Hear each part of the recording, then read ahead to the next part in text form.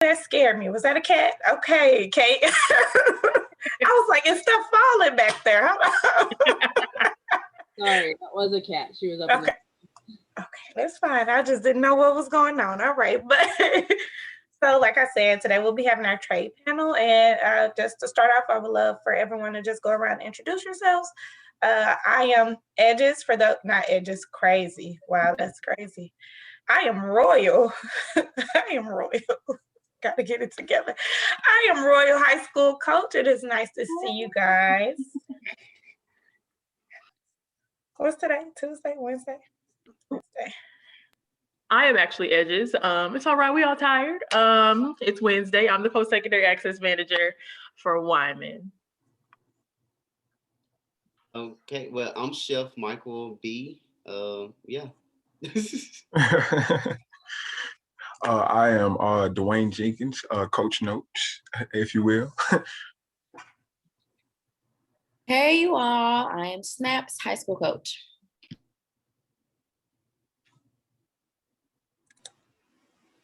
Hey guys, Kate, formerly Peacock, formerly Miss Kate, representing cosmetology. Yes. Thank you guys for introducing yourselves. So today, I guess we're just gonna jump right into questions. If you guys have any questions while I'm asking, can you please place them in the chat, okay? Or you can raise your hand if you want to ask a question out loud, okay? Everybody on the same page? We're good? All right. So for Kate and Michael, our first question is, did you follow a plan to get where you are? And for those of you who didn't hear, Michael is a chef and Kate is a cosmetologist. I guess Kate, you go first, ladies first. I didn't follow a plan. That's not really my style. Actually, cosmetology came to me at a time when, after high school, I had entered like traditional four-year universities a couple times. I spent a semester up in Wisconsin, a semester out in Virginia, and just kept changing majors and not knowing what I was doing. But I always got my hair done at a hair school because it's cheaper there when the students work on you. And it was actually my mom who suggested, like, why don't you sign up there, you know? And so it's a trade that's always been with me. I went back to a four-year university, got a degree. I've worked for Wyman before, but cosmetology has just been something that I've done since 2008, whether it's been in a salon or at home. You can kind of see my salon chair behind me in my basement and a mannequin head up there. Yeah. Thank you, Kate. Michael, same question.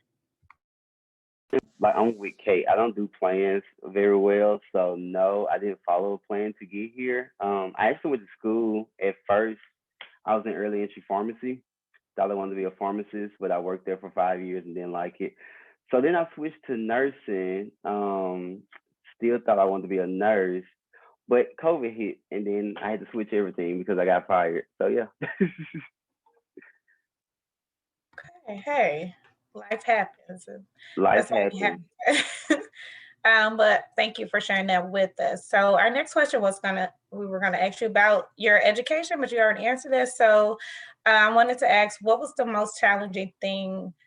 What was the most challenging when you chose this path? So when you chose cosmetology, when you chose being a chef, apart from just doing your regular education for whatever degree you were going for. For me, I think the most challenging part, it wasn't any educational thing.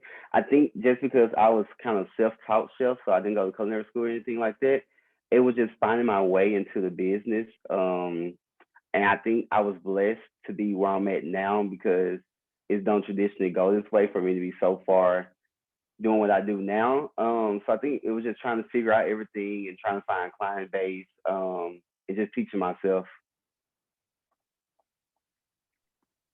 Oh, that's awesome. Okay. So you taught yourself. How old were you when you began cooking?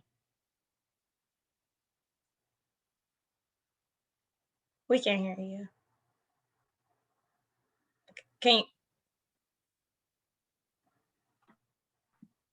you? No. Mm-mm. come back out and in it. Come back out and jump in if you need to.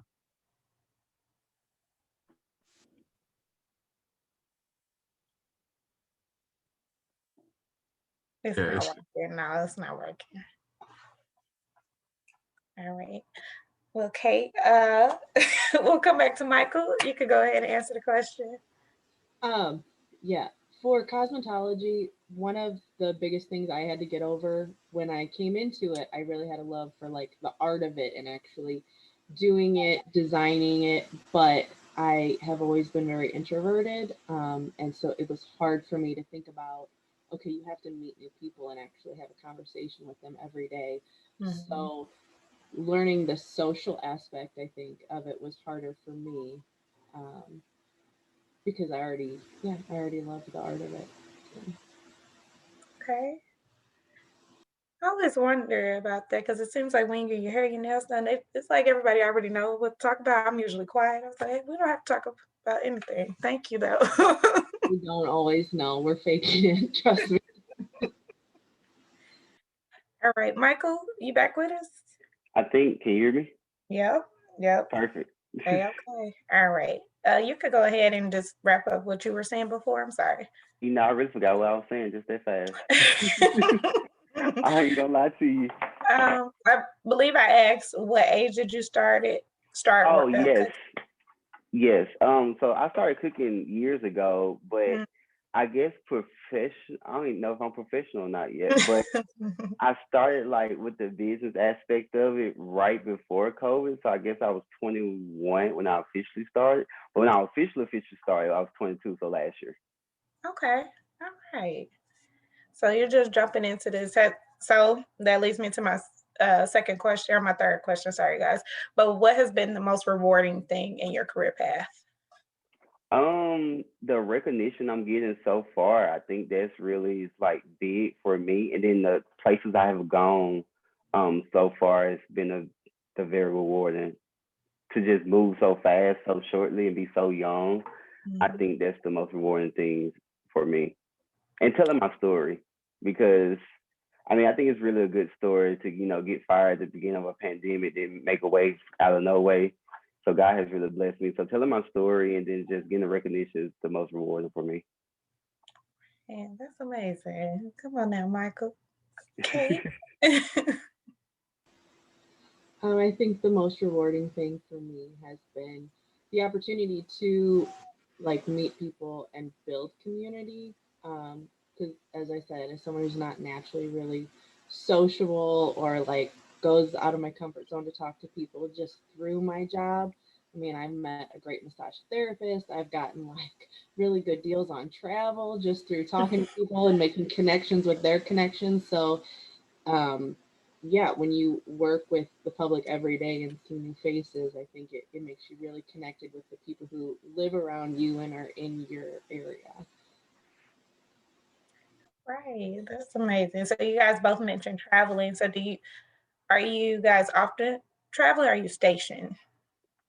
So do people For actually me, go ahead. I'm a traveling chef. Okay. So I'm rarely in Mississippi. I just travel all over to work. For the last before March, for the last 10 months, I was gone to three different states. Okay. For me, I am in a salon, which is South County, St. Louis. So I don't really travel for cosmetology aside from trade shows, which have been on hold because of the pandemic. Mhm. However, hopefully they will start again. There's a yearly one in Chicago. I know there's a makeup show in Chicago. Hopefully this October will still be open to go to. There's ones in Las Vegas, Orlando. So just seeing what's new and happening with the industry is the opportunities for travel. All right. That's exciting. I know that's been the main thing. I know with people in trade school, just being able to be flexible to move around and do different things. So I know that it's probably something our students want to know about. So my next question is, what has been your motivation over the years?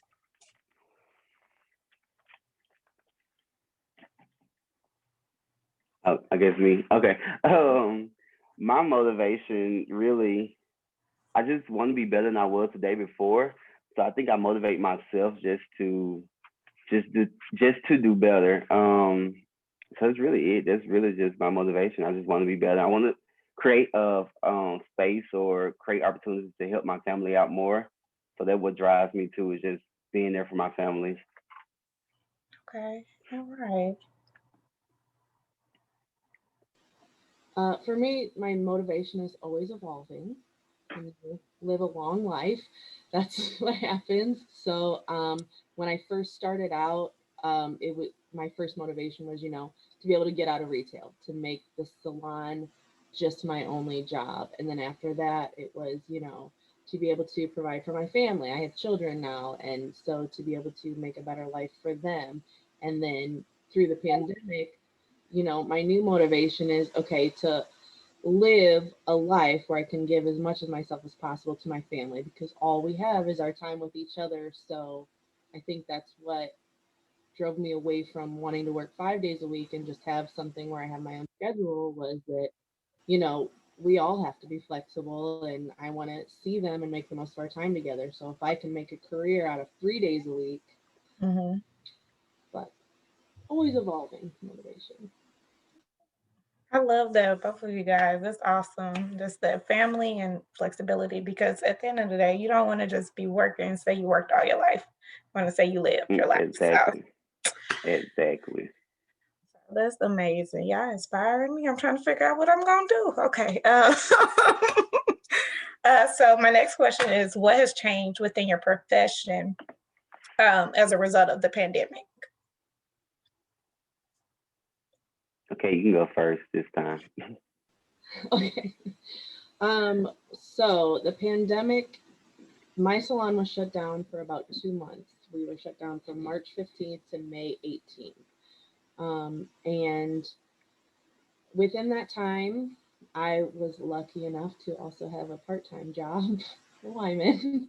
But a lot of people were searching for unemployment. And in this industry where there's a lot of self employed people, it's hard to prove that you actually made an income so that the state will then give you an income.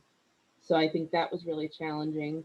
When we came back, a lot of salons had closed. A lot of people in this industry, Mm-hmm. couldn't make up that back rent from not having clients for 2 months, but they still needed to be able to pay the lease for their space and have the lights on and the water on. So we saw an influx of a lot of people, but I also saw a lot of friends, be put out of work or they're doing something completely different. Maybe they're doing Instacart or DoorDash now. Mm-hmm. Also, costs really went up in a time where even our clients are losing their jobs. And so you don't want to say, okay, well, my haircuts are $10 more now, but I've had to buy, a lot more sanitation, disposable masks, all that PPE that goes into being able to open safely and not have the county come in and say, no, we're shutting you down because you're spreading COVID. Mm-hmm. That's just off the top of my head what's changed with the pandemic. Okay. And these are things. Um, I'm sorry. Go ahead, Michael. oh, no, you go ahead. Sorry. No, I was just going to add, these are things that we don't plan for. I know the students have been going through their own changes just with school, and they thought things were going to go one way. So it's good to hear from you guys that, things were challenging, but you did make a way. So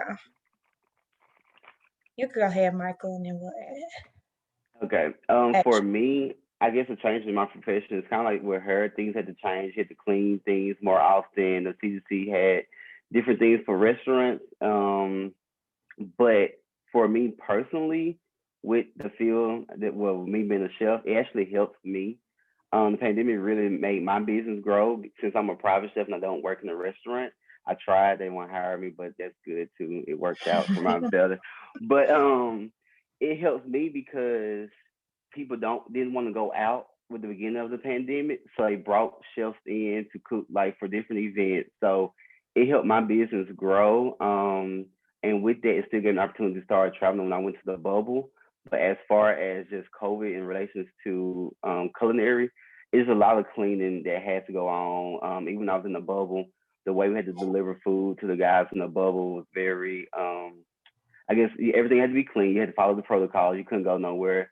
So, but it boosted my personal business. So it helped me. Right.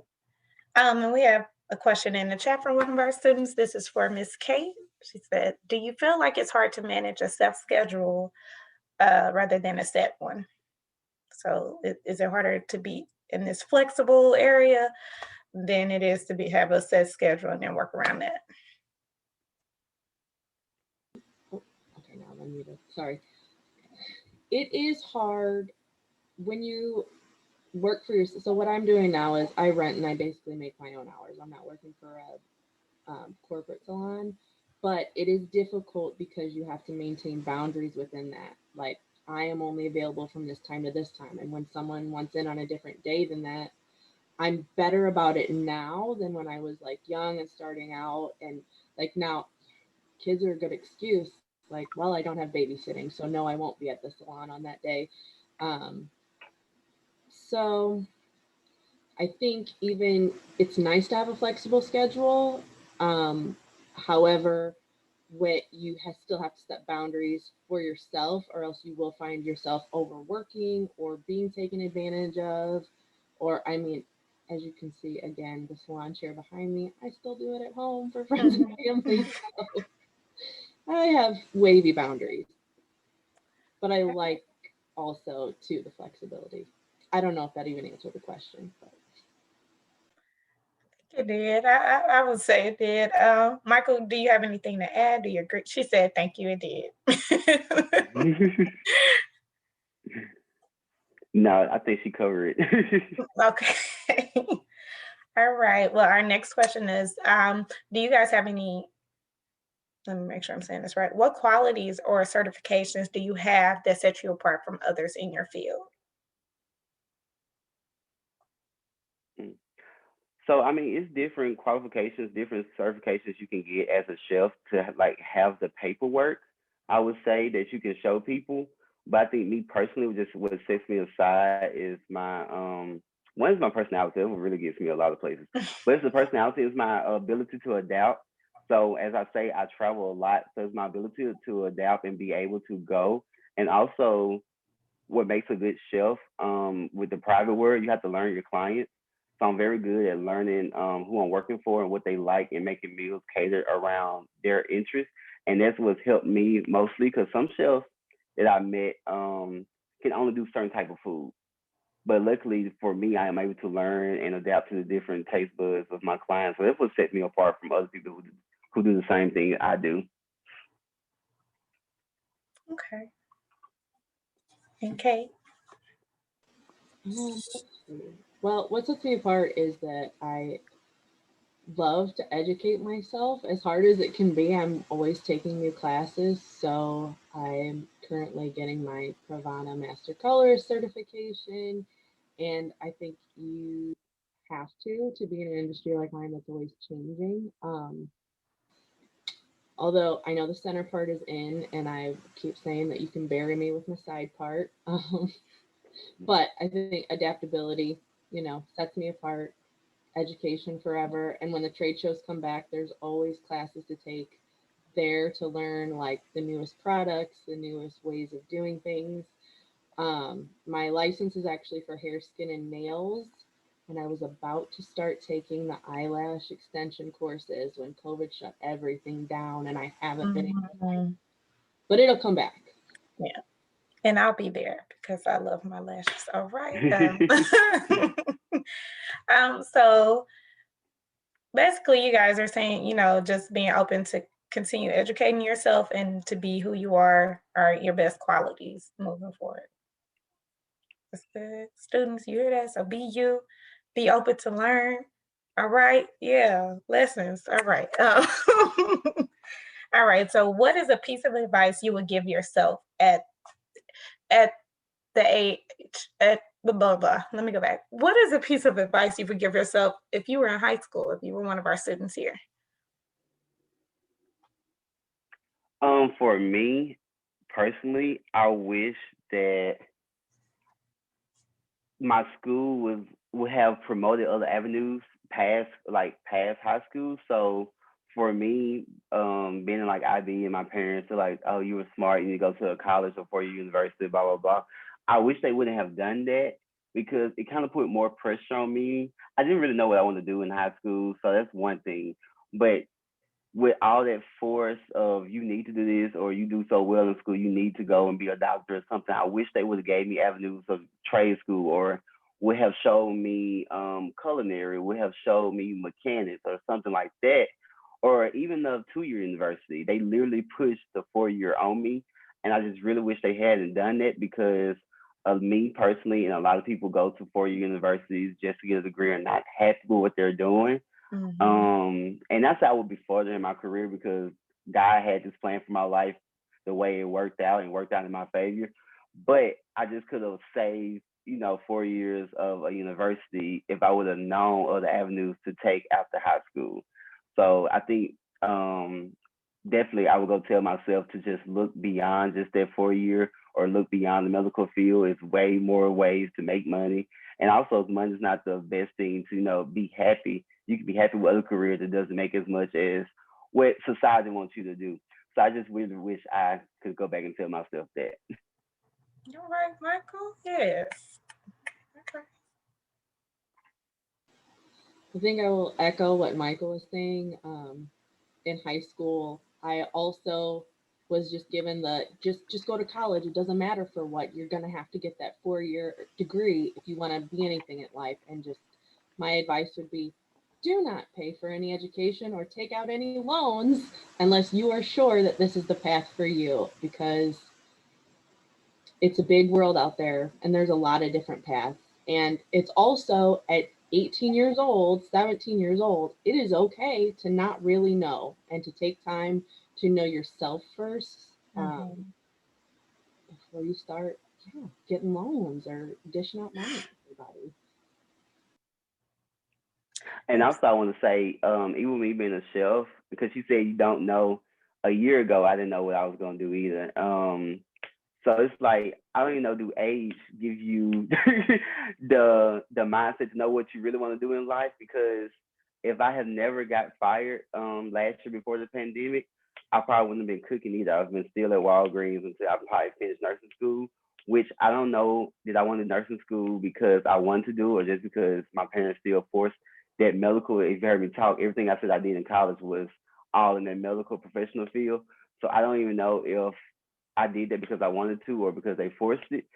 But you just don't know where life will take you and just be willing to change as life goes. Because being a chef, choosing this chef path a year ago when I got fired has been the best thing that happened to me so far. So yeah. I just want to say, Michael, I loved what you said. Age does not determine what you're supposed to know or how you're supposed to know what you're going to do when you grow up. Like, that is like, please say that again. Age does not. No, seriously. And everybody who I meet as a chef who's actually, I guess, worked for like athletes and stuff, the same thing I do. I'm probably the youngest one that's doing it, and I still sound blessed for doing it. But you just, even they said they didn't even know they wanted to be a chef, at my age, and they wasn't doing what I was doing. Most people start off working in like a restaurant and stuff like that. So yeah, age, you just really do not know, especially in high school. You just do not know. And do not be afraid to change your career at any age. Like, this is what you're hearing from the people on the panel. They did not go a specific route. And even though they thought they had to, that ended up not being the best choice for them. So don't feel like because I'm 15, 16, I have to figure out what I want to do before my senior year so I know what college that may not be it for you. So figure out what you're passionate about, and don't let your age limit your capabilities, because you could be 45 when you make your breakthrough. I'm not saying you have to wait that long. I'm just saying be patient with yourself because we're forever growing, we're forever changing, and we have endless possibilities, and you can venture out to whatever. You could say at 21, I want to work at the pharmacy, and at 35, I want to go do hair. I want to do something completely different. That's fine. And so thank you for Michael for highlighting that because that's so important for our young people. I hear that all the time, that young people have to figure out what they're going to do before senior year, and you do not. Yes, just piggybacking off of Alexis, absolutely, you guys. I know for me, I felt like I, I was in the same space in college, just feeling like I needed to know what I was supposed to be doing, and I didn't. But kind of figured out like along the way, every place I was put, that's what I was supposed to be doing. So there wasn't a specific thing that I was like, oh, I should be doing this, that, and other. Everything I went through, everything, the stuff I didn't like. So if Michael didn't go through, getting fired, he wouldn't have gotten into this place. So all of that is a part of your purpose. So I know you guys are going to go to college or trade school, or you're going to move or do whatever you do after high school. Just remember that all of this is a part of your purpose. So if you feel like you don't have one, this is it. All right. All right. That's what's my name again? Royal. That's Royal saying. Gotta get it together, y'all. I'm sorry. It's Wednesday. Okay.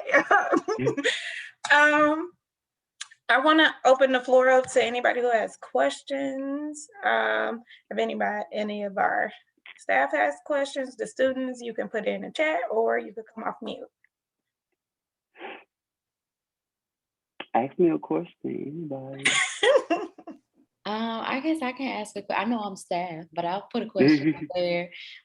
So I guess my question would be to either one of you. What is a really major goal you have for yourself or within your career, or a big accomplishment that you would like to, dive into for your career? I know you guys said you want to continue your education, but like, what do you dream of doing in this career that you have?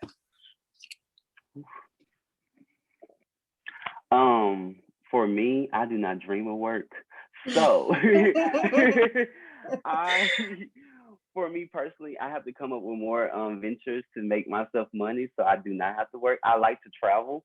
That's what I like to do. The working part is I have to just pay bills and afford my traveling. But two things that I do want to do in my career. One, I do meal preps. So one, I'm trying to get meal prep shipped out to different places. I can't be everywhere. That's one thing. And then the second thing I want to do in my business, for the clients I cannot go to if I already have a client, I want to build I guess I don't know what you call it.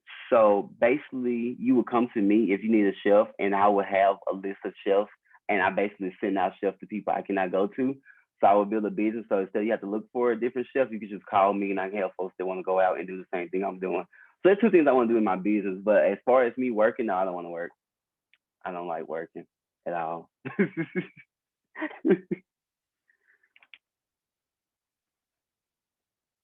Yeah, like a chef directory. Yep, like that, basically. I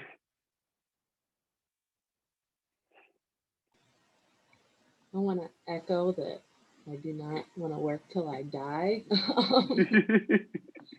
I within my job, I kind of transitioned into this so that I could spend more time with my family, and I've been really fortunate to be able to keep doing this over the past year, and I'm getting busy, so I'm working 3 days a week at the salon now. When my son goes to kindergarten in the fall, maybe I'll add a fourth day, or maybe I'll just take those days for self-care.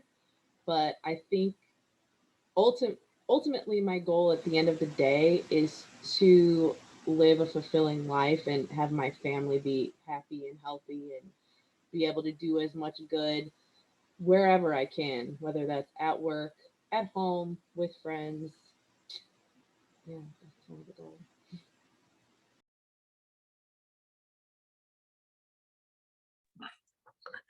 I have a question. It's two separate questions. Well, it's one question for each of you. So my question for Kate is, Kate, what's the hardest thing that you think that about opening up your own shop, like, and what's the hardest thing about doing that and managing that?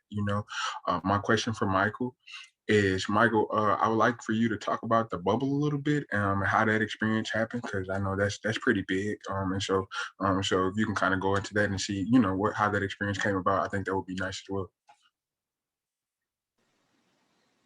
I'll answer first, Dwayne. That's a really good question. When I was going from when you're in corporate salons, okay, they pay you hourly, so you're guaranteed you're going to make this rate, whatever, plus your tips. When you go to opening up for yourself, you want to build a clientele really fast because if no one's in your chair, you're not getting paid. And there is there's a lot of pressure to discount yourself or put yourself on Groupon, or, you know, you've spent all this money on your education, you've spent this time perfecting your skill, but not charging what you're worth is a really big thing in the industry, just to get, you know, people in the chair. And that for me was really hard to get past. I did that for a long time, but I have found that I am more fulfilled by my career and I'm more filled up by my clients. Like they care more about me when I charge what I'm worth, and I rely more on like referrals. You do a really good job for someone and they value you, then they send in their friend, their cousin, and then you build from there rather than just, you know, running a 50% off promo on Facebook every week, or just don't discount yourself. That is the hardest part, is to shy away. Well, it's quick money if I just do it for, you know, $5 or $10 this time, but to value yourself enough to wait for that income to come and really build a quality clientele.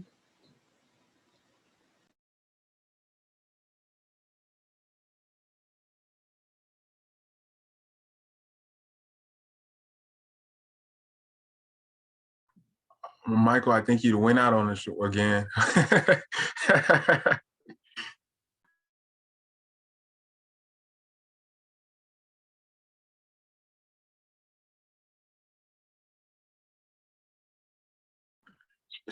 While we wait on Michael, students, y'all don't have any questions? None whatsoever? I think I got a question. I hope this one makes sense. But with the careers that both of you are in, how do you manage to not, well, I guess this could pertain to anyone, but how do you manage not to value your money over like your happiness and stuff like that?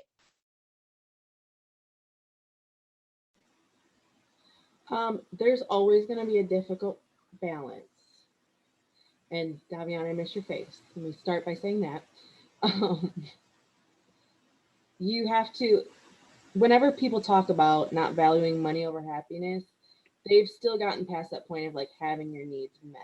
I think, like I talked about it before at the beginning, there was a long time where my goal was just, I don't want to have two jobs. So I worked retail while I built in the salon, because you have to have your needs met. You know, you have to have somewhere to live and be able to feed yourself.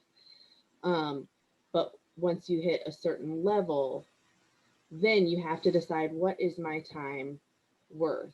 Will I be happier with another $100 in the bank, or will I be happier being home an hour earlier on Friday nights to spend time with the people I care about? Um, and the threshold is different for everybody too. That's sort of answer it. Can you hear me? Finally, I think I just don't need to mute it and unmute it. Okay. But for me, I think the balance was, I found happiness with making money. So I think you can find jobs, you know, you work every day, blah blah blah, and you still can make decent money, but you aren't happy at the job, which I was at Walgreens. But if your job is your passion, the money will come eventually. So since cooking, I guess it actually turns out to be my passion, it doesn't feel like I'm working. So the aspect of money doesn't make happiness, it doesn't necessarily make you happy, because you can have the best job in the world making a whole bunch of money and not be happy in the job that you're doing. But once you find the passion and then you actually get paid for it, that's when it kind of comes into, it's not really about the money. Now I can go and cook every day and I don't care if I get paid. I want to, but I enjoy doing what I'm doing. I enjoy people loving my food. So you just got to find out what you enjoy doing, and then the money will come. Oh, and I guess I got to answer my other question too. The bubble. Yes. So the whole experience of me getting to the bubble. Sorry, I'll be all over the place. So I got fired. I said that I got fired March 31st. Blah blah blah. So I tried to go work at restaurants. I tried to actually get hired in another pharmacy. I was certified pharmacy technician, nationally certified. I can go anywhere I want to. Because of COVID and because the production going down, or because the numbers going down, because were going to a lockdown, I couldn't get hired into another pharmacy that wasn't hiring. And then the restaurant aspect, that was just right before restaurants started shutting down. So, you know, I was depressed for a little bit, but I kept praying. I was like, God, you gotta give me something to do. So my friend was like, oh, go back to selling plates. Okay, I sold plates. That was okay. Then I'm like, I don't like selling plates. So then I started doing the private dinner, which I did a couple private dinners. Then my cousin asked me, "Hey, can you come do my private birthday?" It's gonna all add up, y'all. I'm not trying to tell y'all a long story. It's gonna add up. So I did the private dinner for my cousin. It was a steak dinner. Something that night told me, "Hey, just post this on Twitter." I never had got on Twitter that much at first. I posted on Twitter, and this is where it all adds up. So I posted on Twitter and went viral. Um, that one post, over 2 million people saw it. It got shared. Blah blah blah. That what led to an NBA player hit me up and was like, "Hey, I'm gonna move to Texas during the off season. Not Texas, Memphis. I'm gonna get a house. I want you to come and cook for me. Blah blah blah. I'm trying to help." I like, okay, cool, that works. He texted me back like a week later. "Oh, they got the opportunity for the bubble. Do you want to go to the bubble and cook?" I was like, "Yeah." Then I called my mom and dad. They was like, "That just don't sound right. You not even a real chef. You ain't go to school for this. COVID going on. We don't know nobody in Florida." I said, "Okay, well, I'm not gonna go." I ended up going to Atlanta to my friend's party or something. They was like, "No, you gotta do it. It's a once in a lifetime opportunity. You'll never ever gonna be another bubble." So that guy agent called me. He was like, "Oh yeah, we have another guy in the bubble who wants you to cook for him too if you coming." I said, "Okay, I will come. Let's figure out everything." Ended up not cooking for the first guy. Called the agent back. Boom. He was like, "Well, let me call my guy." He called me back and he said, "Oh, well, he still wants you to come if you want to come to the bubble." So I finally agreed to go to the bubble. Cut the rest of the story. And the bubble experience was awesome. I was there from July 31st to October 1st when I went to California. The bubble was great. So in the bubble, basically I worked for the players. So I cooked lunch and dinner, delivered to the bubble. He got the food, blah blah blah. But it was a great experience. The bubble, the NBA hired chefs, but what I always tell folks when I do interviews, I think I was better off doing how I did it. With the NBA hiring, you had to be inside the bubble. You couldn't go nowhere. Your groceries got delivered. But since I was hired by a personal person, I was able to stay outside the bubble and just delivering to the bubble. So I had a little bit more freedom. And yeah, and that opportunity gave me the opportunity to continue to go to Cali, then DC, and everywhere else I go and cook. So yeah, long story, but I made it short. That was exceptional. Can I add something just to kind of piggyback off? Hey, Miss Kate, miss you. And so, Daviana, one of the things that you touched on is really, really important. I'm glad that you asked that question because return on investment is extremely important. So it starts like right now. The choices that you make, don't make any choices outside of what it is that you want to do, because you have people out here with student loans that are miserable because they follow paths that did not speak to their heart, right? It spoke to the hearts of other people who wanted you to do all these other things. But guess what? At the end of the day, the only person that got to pay off your bills, those student loans, all the things that have come with the decisions that you've made. And I don't want to say like as a child, but as a young adult, right? You're going to carry that into your adulthood, right? So as you continue on your journey, think about what excites you, what you're passionate about. Don't just jump on things and be impulsive. Really take some time. And I think to Snap's point, be patient with yourself. Like be patient because you do not want to be stuck resenting decisions that people push you into. And I think that that's how you find happiness in doing the things that you feel good about and trusting your gut and trusting your heart, because you're not going to resent that. You're going to be like, you know what? I learned from that. I'm glad I did that because now I can move forward like this. I know I don't like this, right? But not trusting yourself, right? That makes you resent a lot of decisions. It makes you resent people, right? You don't want to be in that place. So your question about happiness and fulfillment really is about what you desire and trusting yourself first and foremost. Then you can add the other opinions and advice of other people, but trust yourself in your desire.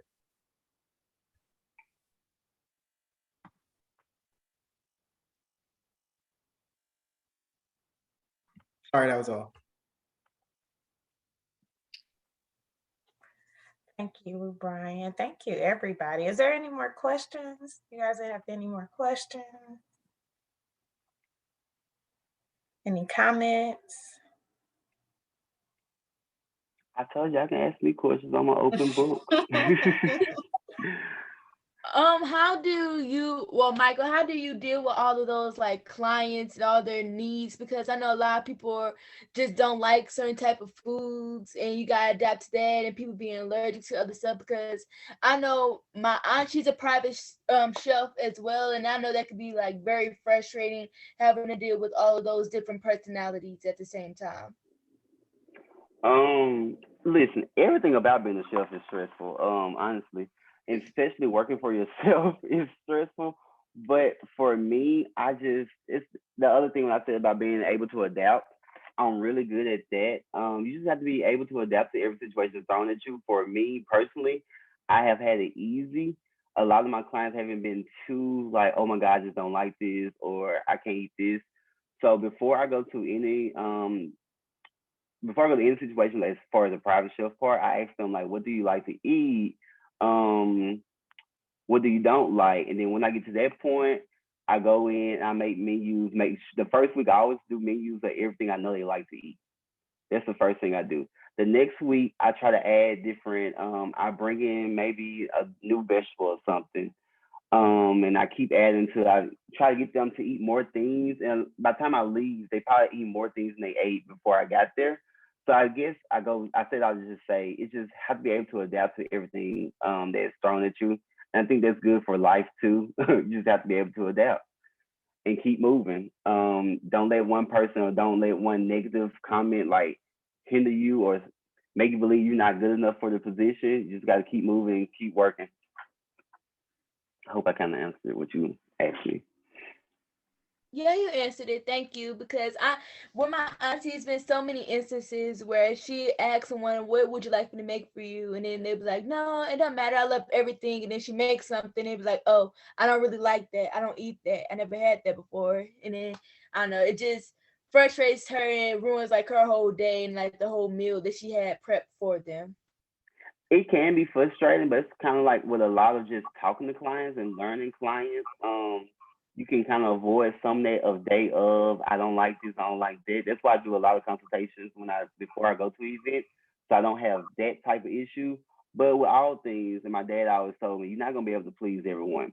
So I learned that, and I keep that in the back of my mind. So if somebody ever comes to me like, hey, I don't like that. I just said in my mind like I just can't please everyone, and I just keep on going. I pray that the next person um likes the food more than the last person. But yeah, you just gotta keep moving.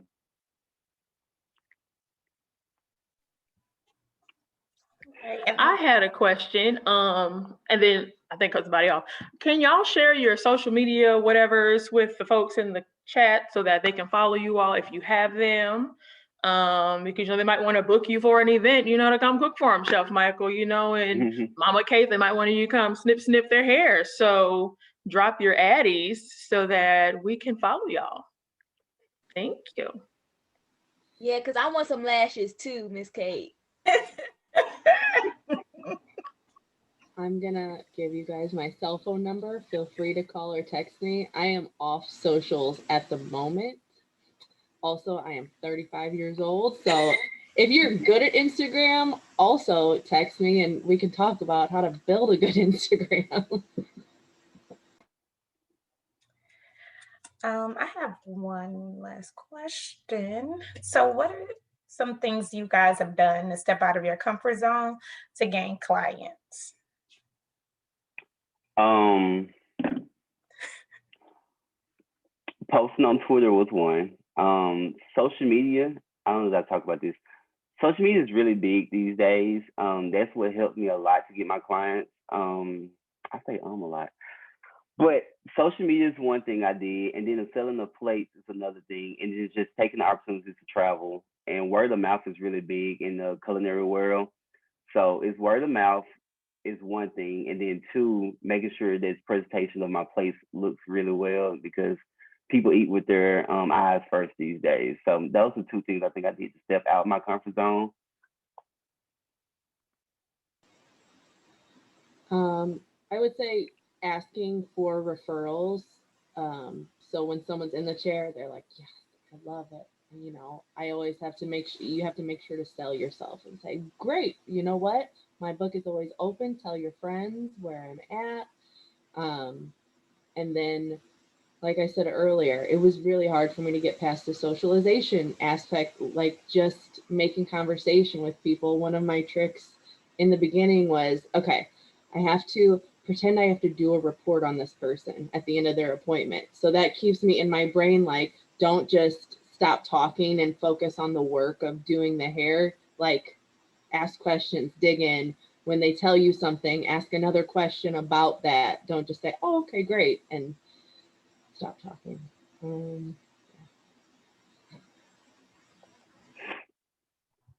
I love that. Thank you guys. Do we have any other questions? So I have one last question. Speaking of the internet, do you all like ever look at the internet and see someone else's work and get like kind of, pushed back or think about yourself? Or do you Ooh, like want to be better? ooh, girl, yes. Comparison is the thief of joy. When I first started this business, that's where I messed up a lot. I looked I looked to other chefs on Instagram and things like that and to see the work that they were doing because I like, oh, they're doing really good. And I look at myself like, wow, I'm still in Mississippi, selling plates at my house. And these folks are like working for big time people. They doing big time event or even their plates look better than mine. Once I stopped trying to compare myself and I prayed to God, like, just give me my vision and the purpose that you have for my life. And I stopped trying to do it on my own. It's like, I'm just going to let him do what he want to do. I want him to show me the purpose and the path that he wants me to take. That's when I stopped comparing myself to the other people. And I was finally started telling myself the path they had was never my path. If I wanted the same path, God would have sent me to culinary school. I would have known about culinary school in high school. With social media, it's good to look. It's good to have to promote yourself, but just don't let comparisons steal your self joy because every time it will always be somebody that you think is better than you. It will always be somebody probably doing more than you, making more money than you. But you have to find it in yourself that, hey, I'm good at this, I'm passionate about this, and this is my journey, this is my path. Because it took people 15 years to get where I'm at. It took me a couple months. So your journey may not be their journey. And like I said, it still might be somebody doing better than what you're doing. Just be confident enough in yourself to know that you're right where you're supposed to be.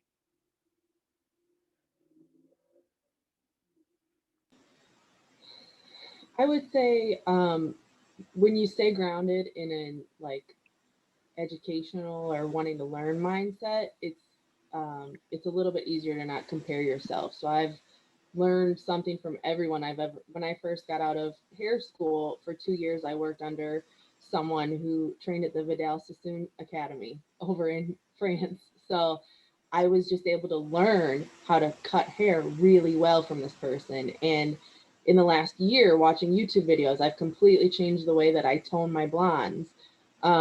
It's just you always have to look and not say, wow, they're so much better than me, but what can I learn from what they're doing that's different from what I'm doing now? And I'm lucky, I work with a lot of talented people, and everybody has a little niche that's a little bit different. So, like, I can give them tips about something that I'm really passionate about, and I can take away what I see them do on their clients. Thank you. Great questions, you guys. Does anyone else have any questions before we hop off the call today?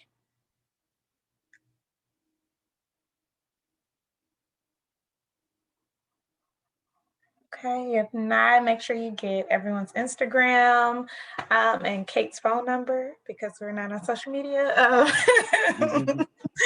But I do want to just say thank you, Michael and Kate, for getting on this call today. You guys dropped some gems today, okay? And I'm about to go start a business right after this call, okay? So I'll be calling. And thank you, students, for your questions. You guys had some awesome questions today, and just know that we're here. They gave you their information, but we're also here for you. So if you're questioning, what do I need to do? Hopefully something was said today that helped you relax, because I know a lot of y'all been stressing and just say please don't stress because we want to keep our edges, all right? But hopefully something was said that made you feel better about moving forward and how it'll look after high school, you know, to know that nobody has it all together, that we're learning as we go. So once again, just thank you to our staff and to our visitors. Thank you guys for speaking, and thank you students for coming out. Carter says thank you for providing a lot of reassurance she didn't know she needed. Okay, yes, come on now. And Well, yes, thank you for having me. And then if anybody else have like any more questions, want to know more about my journey, you can inbox me and I'll tell you more about everything. right. Thank you, Michael. Thank you, Kay. Thank you, everybody. Does anyone else have anything to say before we hop off? We good? All minds are clear. All hearts are clear. It was so nice to see all your faces. It was good to see you. All right. Well, you guys have a good rest of your day, and we'll see you and talk to you guys later. Bye. Thank you. Bye. Take care.